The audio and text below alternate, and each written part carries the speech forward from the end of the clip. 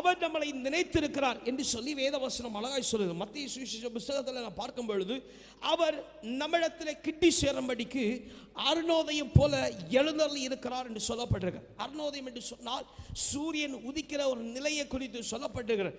சூரியன் என்னைக்கும் உதிக்க தாமதியாது. அல்லேலூயா, அல்லேலூயா.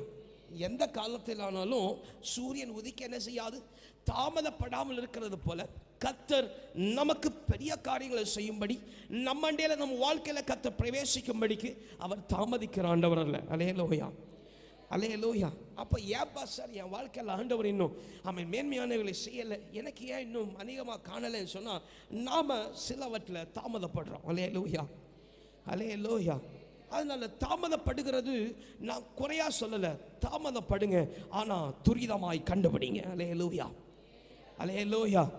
தாமதப்படுங்க, ரொம்ப பேஷண்டாக பொறுமையாக ஒவ்வொரு அடியாக எடுத்து வைங்க, பிரச்சனை இல்லை, ஆனால் வேகமாக கண்டுபிடிங்க. அல்லேலூயா.